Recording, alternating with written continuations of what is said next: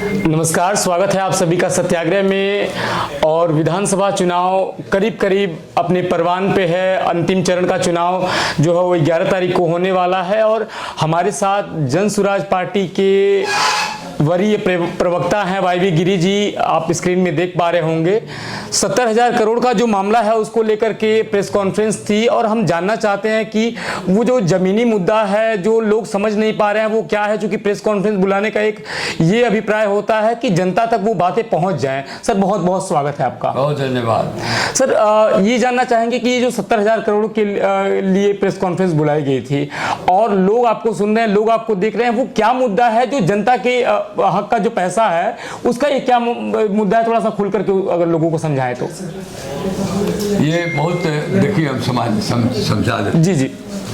जैसे छोटे अमाउंट पे हम समझाते हैं, 70,000 करोड़ टोटल हो रहा है जी। जैसे 1 करोड़ रुपया केंद्र सरकार ने बिहार सरकार को भेजा जी कि आपको नल बनाने के लिए फलाने पंचायत के लिए या किसी स्कीम के लिए आपको 1 करोड़ रुपया दिया जा रहा है। बिहार सरकार का उसमें कुछ मिलाना होता है। किसी प्रोजेक्ट में 20%, किसी में 30%, किसी में 40%, किसी में कोई भी परसेंट नहीं है।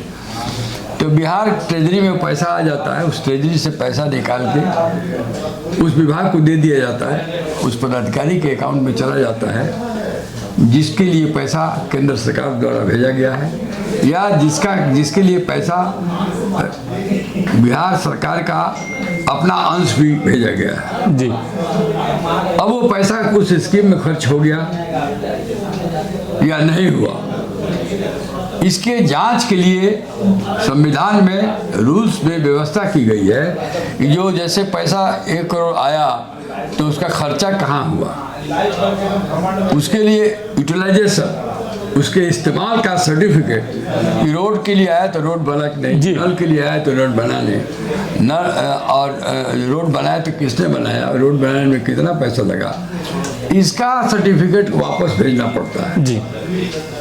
तो ऐसे रुपयों का जो विभिन्न विभागों में बिहार सरकार में 4 साल से गया है,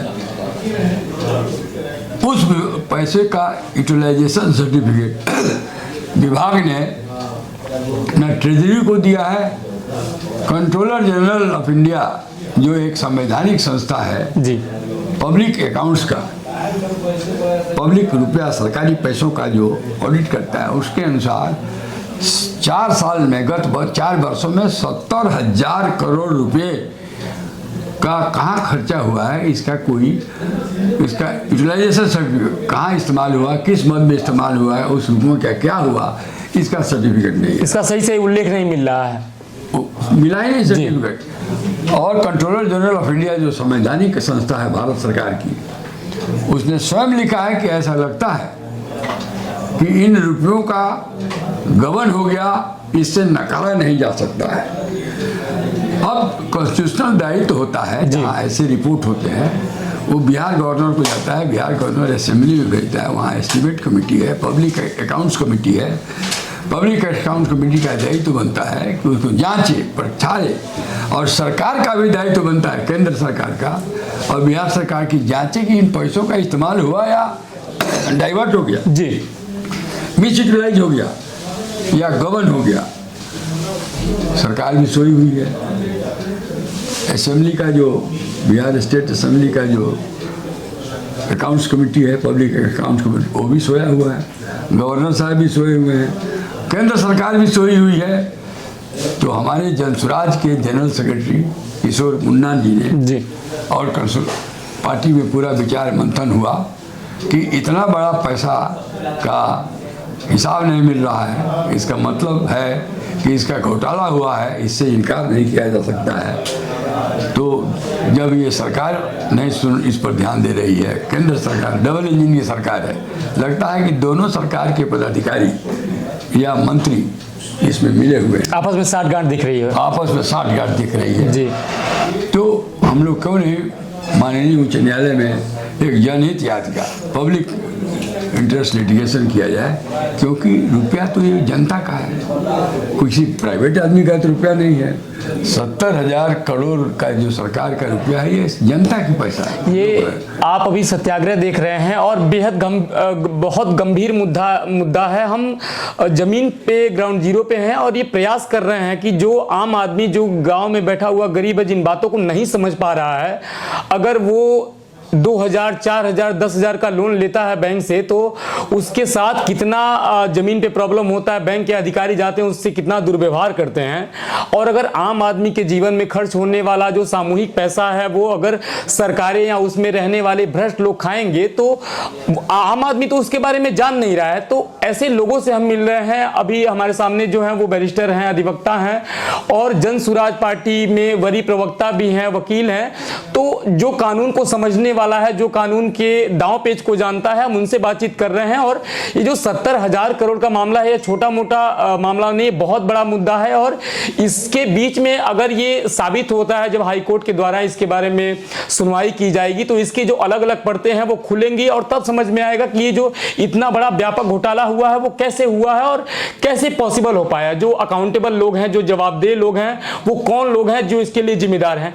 सर, थोड़ा सा इसके बारे में और गहन जानना चाहेंगे कि जब आप मुन्ना जी के बारे में बता रहे हैं कि सब लोग मिल करके इसके लिए PIL जारी की, दायर की वहां पे, अब उसकी सुनवाई का समय है। इसका सुनवाई कल हो रहा है जी। माननीय चीफ जस्टिस और जस्टिस वर्मा के खंडपीठ में इसकी सुनवाई है। कल आइटम नंबर 12 है और मैं पिटिशनर की तरफ से मैं पिटिशन को पर बहस करूंगा, अपनी दलील रखूंगा माननीय न्यायाधीशों के सामने।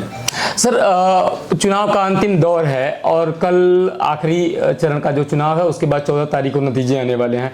एक राजनीतिक सवाल आपसे करना चाहेंगे, क्योंकि 4-5 महीने से हम पूरा बिहार घूम रहे हैं, अलग अलग गांव में जा रहे हैं और ग्राउंड पे रहने वाला जो आदमी है वो बिल्कुल असंतुष्ट है। वो किसी पार्टी के बारे में बात सुनना ही नहीं चाहता है और ना ही किसी नेता की तारीफ सुनना चाहता है। उस तरह के जब हम आम आदमी से बोलते हैं प्रशांत किशोर के बारे में, तो वो कहता तो है कि हाँ ठीक दिख रहे हैं, लेकिन पता नहीं वो भी भ्रष्टाचारी बन जाए।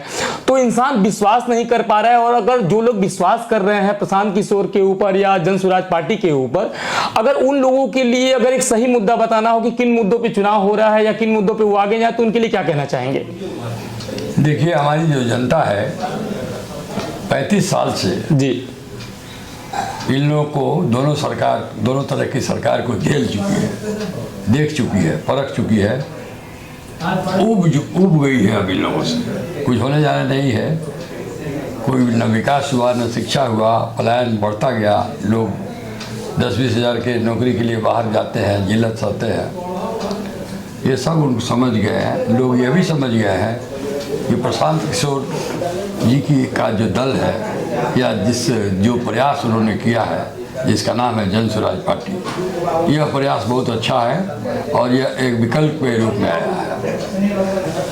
लेकिन उन लोगों ने मन बना लिया है, चुपके से वो लोग स्कूल के बस्ता पर बटन दबाने का भी मन बना लिया है।